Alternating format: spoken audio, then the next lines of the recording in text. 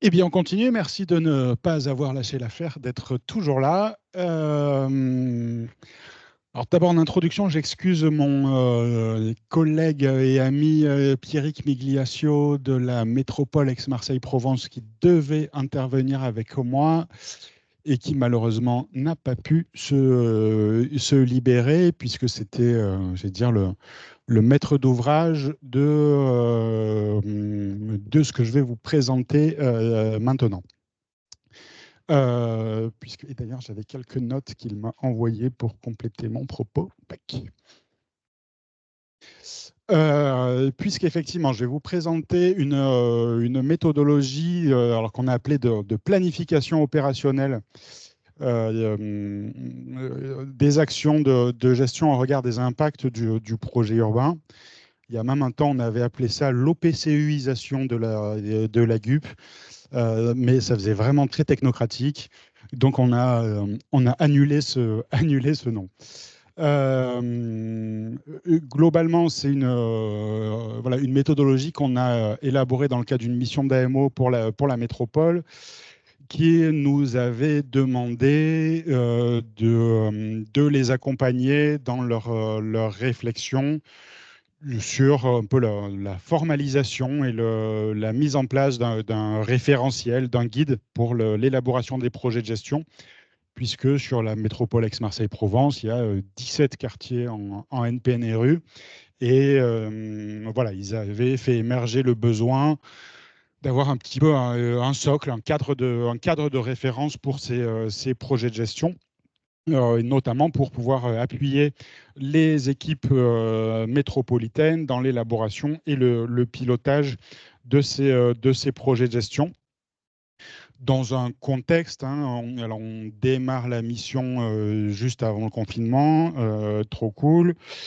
Du coup, tout le travail collaboratif voilà, a été un peu difficile. Beaucoup de séances se sont faites en visio.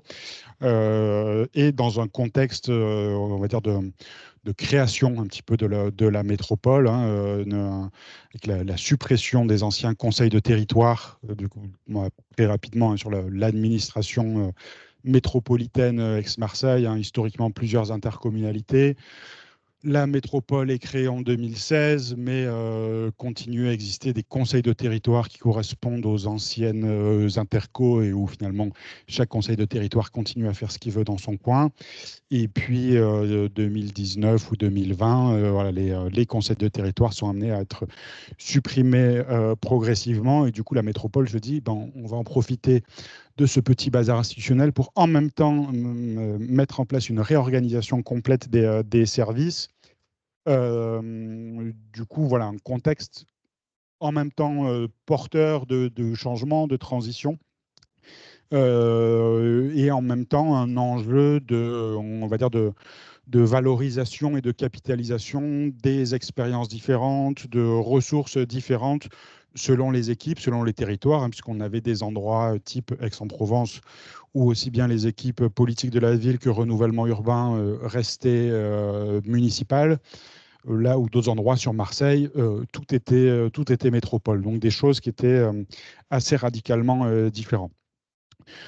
Autre élément socle sur ces éléments de contexte, c'est des gros enjeux en termes de qualité de vie liés à la gestion sur le territoire, puisque forcément, du coup, des modalités d'intervention des différents services urbains différentes selon les territoires, des perceptions aussi et une implication des services sur les quartiers différentes selon les territoires, etc.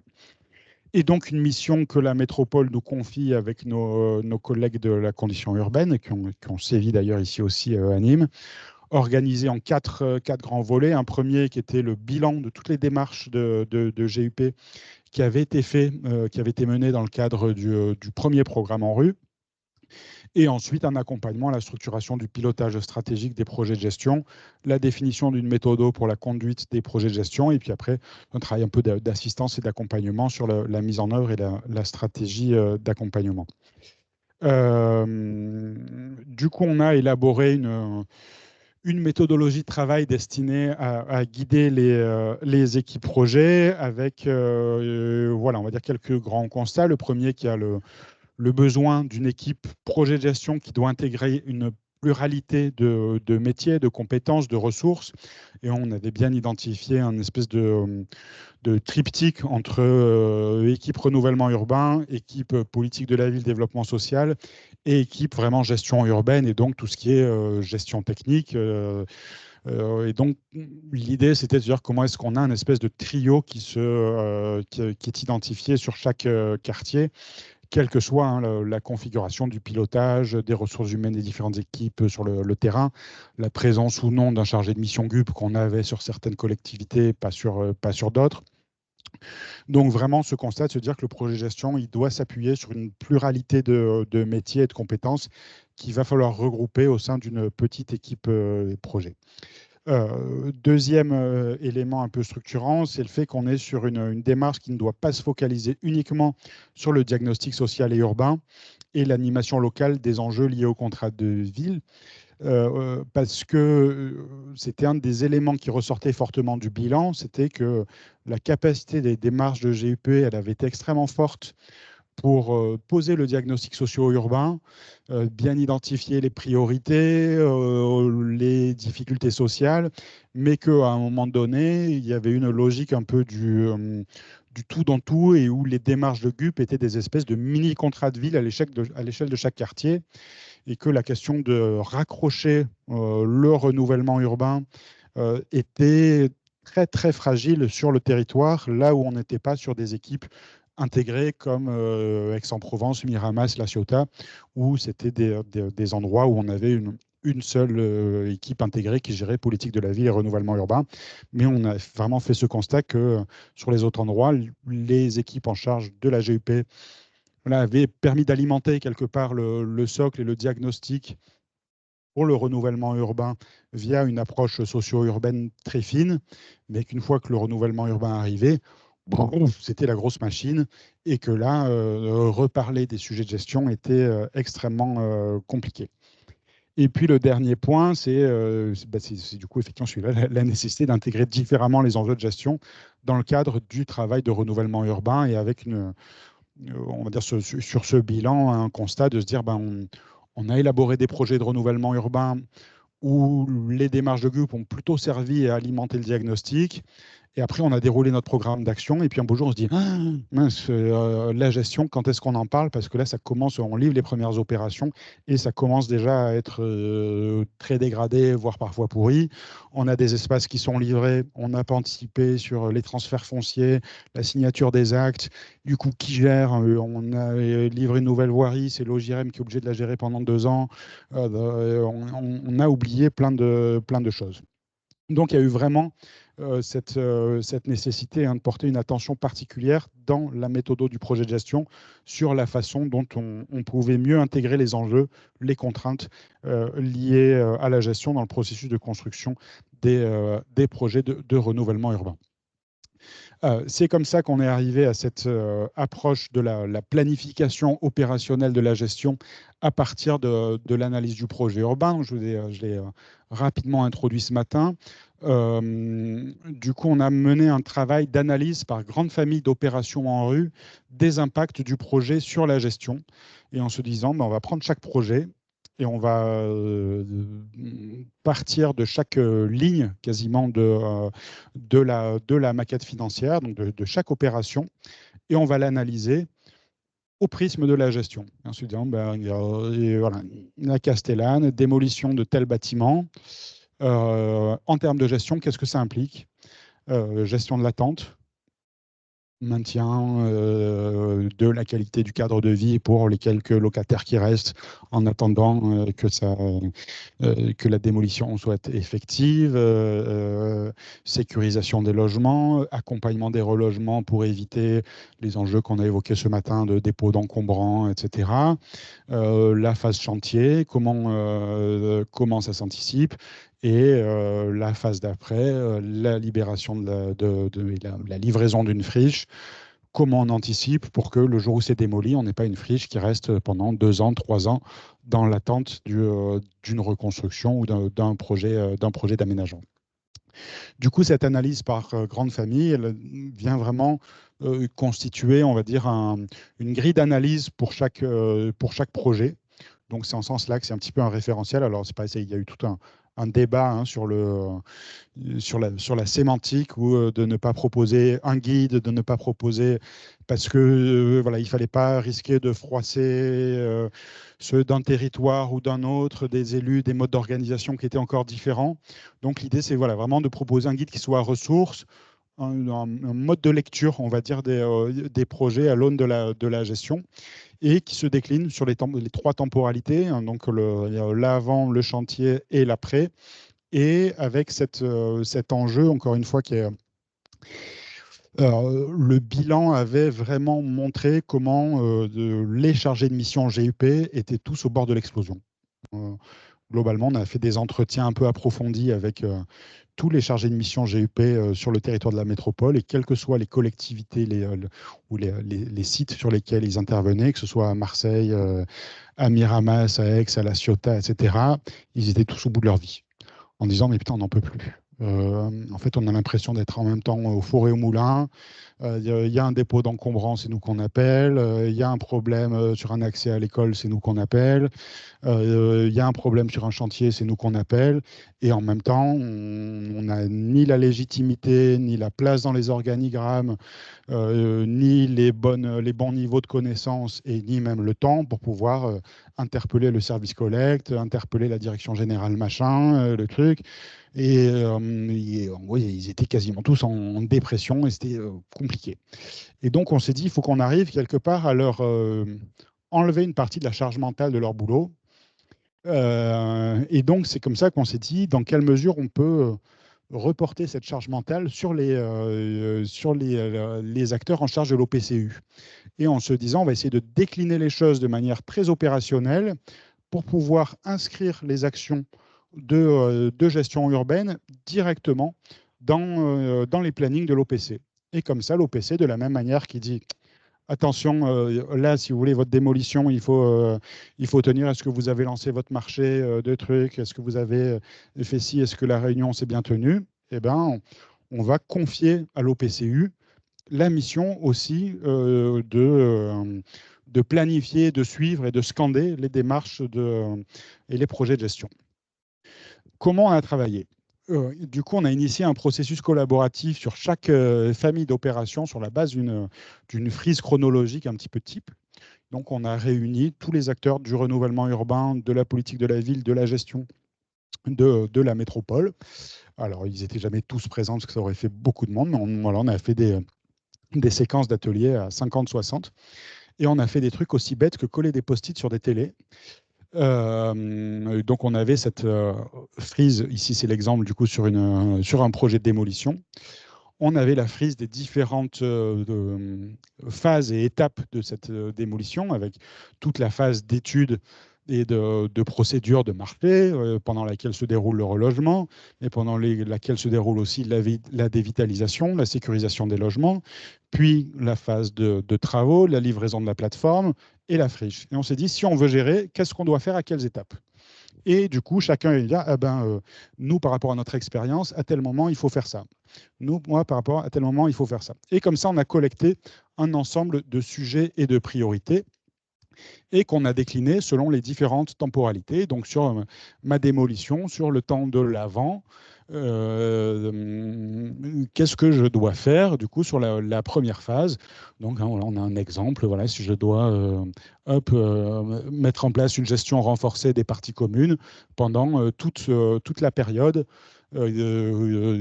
préalable aux travaux de démolition. À quel moment je dois geler les attributions. Alors, du coup, il y a un certain nombre de sujets qui sortaient un peu du projet de gestion, mais qui ont été mis un petit peu pour mémoire, dont chacun a pu faire part. Et on a fait ça pour chacune des 3 temporalités. Donc, l'attente de la transformation. Pendant le chantier de démolition, qu'est-ce que je fais? Et avec une logique aussi qui était celle d'intégrer la notion d'anticipation. Donc, c'est là où on arrive sur cette notion de planification.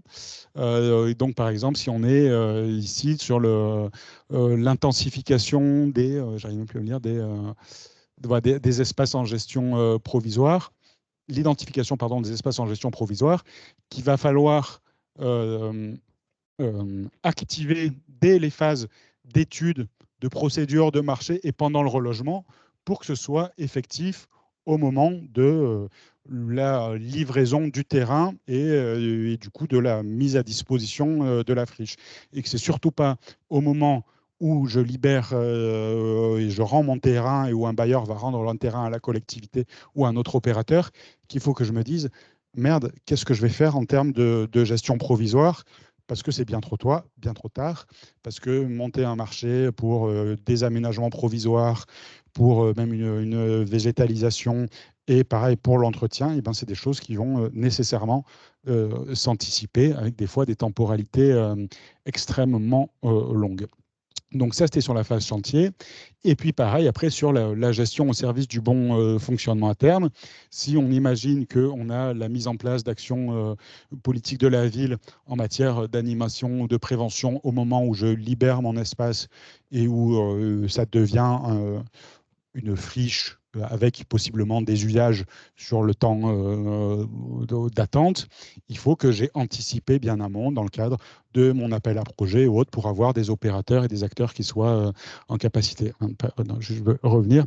Un autre élément qui était extrêmement important, c'était ce constat qui avait été posé sur plusieurs sites d'espaces qui ont été livrés et sans que finalement tous les actes administratifs, juridiques, fonciers aient été faits et où du coup l'aménagement est livré et la collectivité n'est pas en capacité à le prendre en gestion parce qu'elle n'en est pas propriétaire et que c'est que au moment de la démolition qu'on se pose la question de la prise en gestion et de l'enclenchement, on va dire, des actes juridiques, avec des fois, vous le savez, des délais pour les collectivités de signature chez le notaire qui sont beaucoup plus longs que chez les particuliers.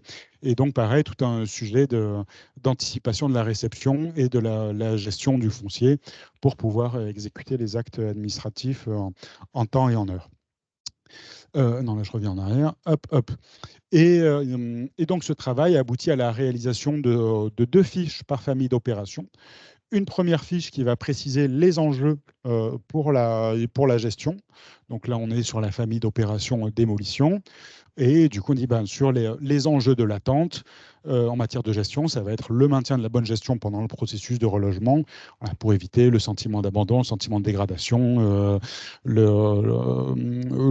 la gestion du risque d'accroissement des dépôts d'encombrants liés au déménagement qu'on a évoqué, la sécurisation des logements au fur et à mesure qu'ils sont libérés, des enjeux sur le pendant et donc comment on gère le risque d'accroissement des dépôts d'encombrants liés au chantier, qu'on a évoqué aussi ce matin ou tout à l'heure sur les temps d'atelier. Le maintien de la bonne gestion du cadre de vie pendant le chantier, donc la limitation des nuisances. Et là, ça va être les sujets de cheminement, de parcours, mais ça va, si on reprend des exemples nîmois qu'on a évoqués il y a une dizaine de jours, lorsqu'on a une école, comment on gère le passage de moult camions qui vont évacuer des gravats et qui vont passer devant une école avec tout un ensemble de nuisances. Ça peut être un autre exemple sur un autre territoire. On a un chantier de démolition à proximité d'une crèche.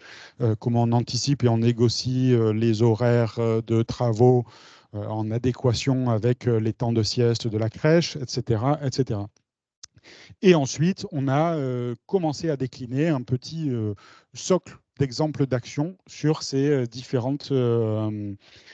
sur ces différents enjeux et en positionnant, on va dire, une espèce de date d'engagement, pour reprendre aussi le lexique en rue, en les mettant en amont, c'est-à-dire que si 11, on veut que l'anticipation des évolutions nécessaires des marchés de gestion des espaces extérieurs en prévision des travaux, et donc avec le cas échéant une convention de gestion, puisse être mise en place sur l'après, il faut que dès l'avant, on se soit posé la question. Donc le 11 qui correspond à une action qui correspond à l'après doit être mise en place avant même le chantier de démolition. Donc voilà, tout ça constitue un petit cadre de référence pour que ensuite chaque équipe qui est en charge de l'élaboration du projet de gestion sur le volet impact du projet en rue sur la gestion puisse avoir un espèce de référentiel avec les bonnes questions à se poser et quelques exemples d'actions à mettre en œuvre.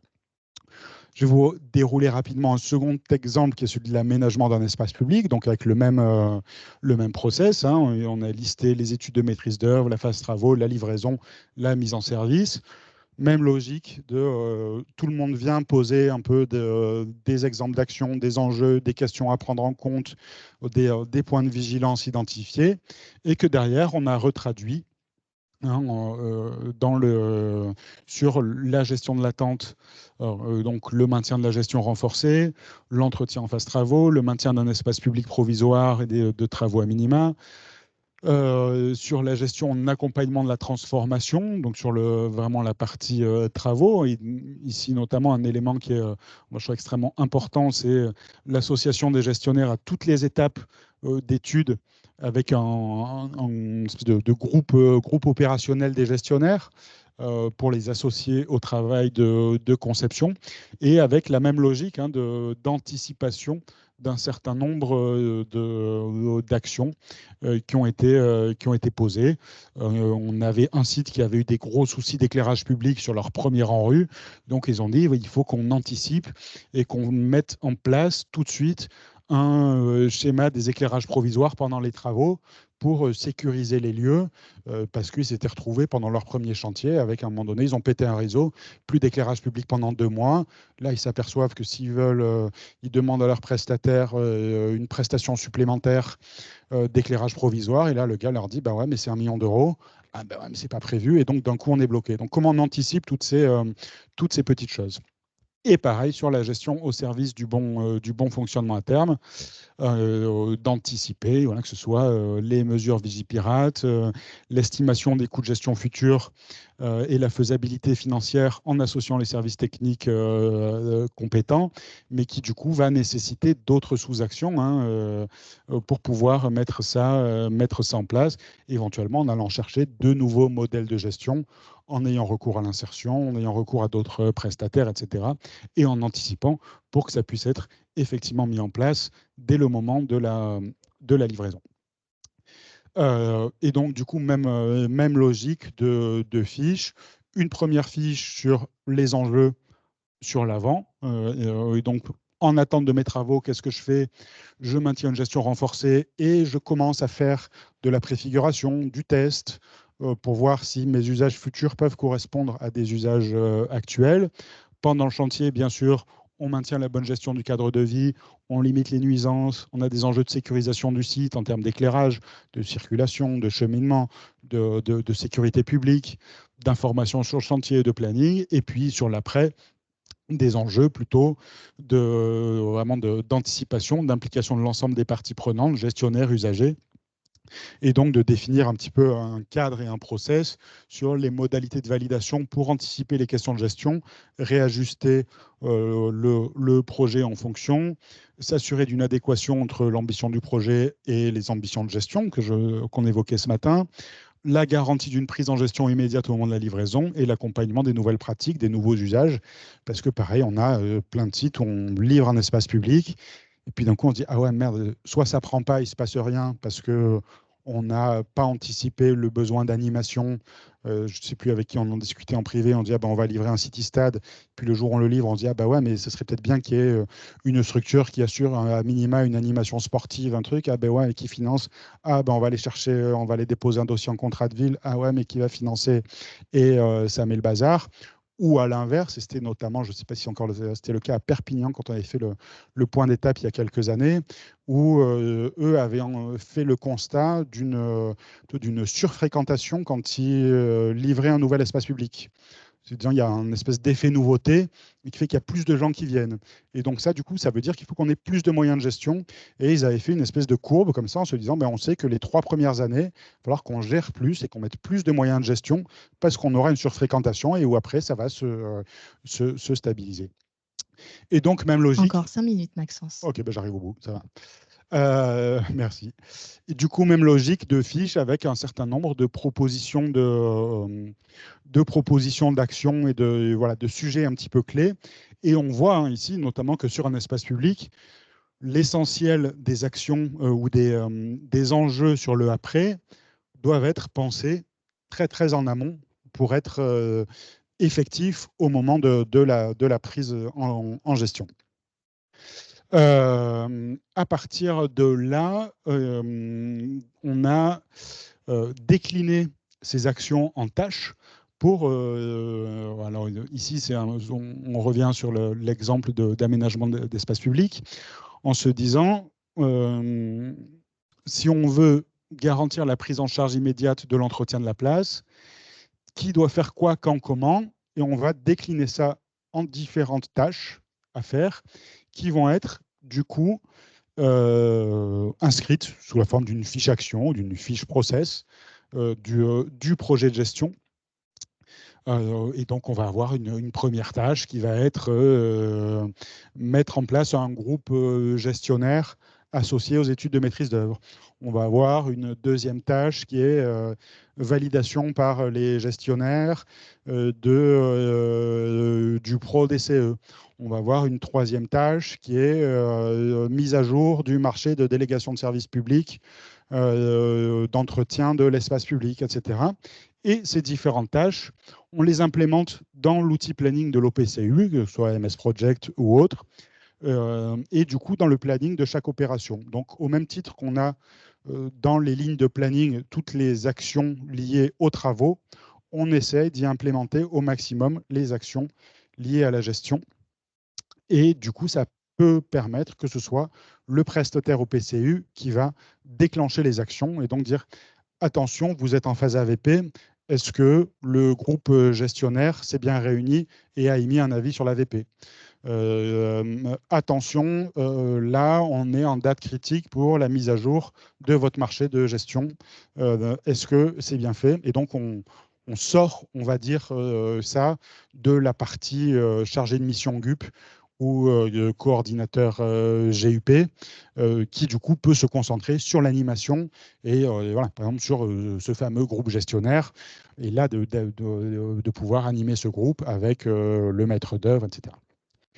Et j'en ai fini. J'ai à peu près tenu le délai. Parfait.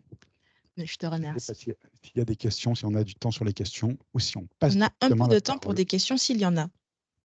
Après, quand c'est raconté comme ça paraît facile. Dans les faits, pour le mettre en œuvre de manière opérationnelle, on a réussi à le faire sur un petit projet sur Manosque. Là, sur la métropole Aix-Marseille-Provence, ils en sont encore aux prémices et ça rame fort, pour être transparent et honnête.